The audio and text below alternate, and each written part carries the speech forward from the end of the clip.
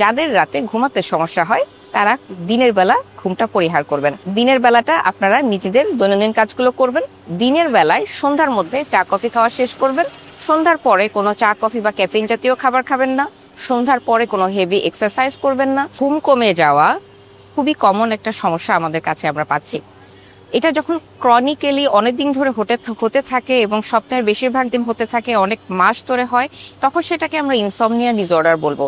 কিন্তু তার আগে, ইনসমনিয়া ডিসঅর্ডার বলার আগে ঘুমের দৈনন্দিন যে সমস্যাগুলো সেগুলো আমরা কিভাবে মোকাবেলা করতে পারি, যেমন একটা ইম্পর্টেন্ট টিপস আমি আপনাদেরকে শেয়ার করতে পারি যে ঘুমের অন্তত 3 ঘন্টা আগে সোশ্যাল মিডিয়া ব্যবহার করা বন্ধ করা, স্ক্রিন বন্ধ করে দেওয়া। কারণ অতিরিক্ত স্ক্রিন টাইম আমাদের ঘুমের যে হরমোন মেলাটোনিন সেটি কমিয়ে দেয়।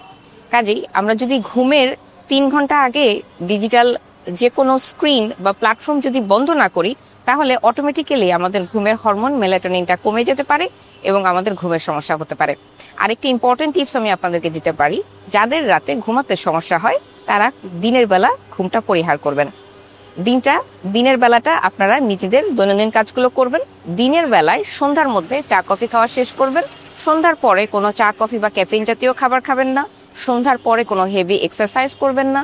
সন্ধ্যার পরে আর্লি ডিনার শেষ করে নিজেদের পানি খাওয়া সবকিছু শেষ করে চেষ্টা করবেন 3 ঘন্টা অ্যাটলিস্ট স্ক্রিন ফ্রি থাকার জন্য।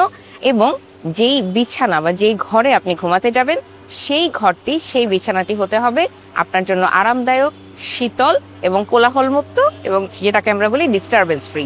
তাহলেই আশা করি আপনি একটি সুন্দর ঘুম পাবেন।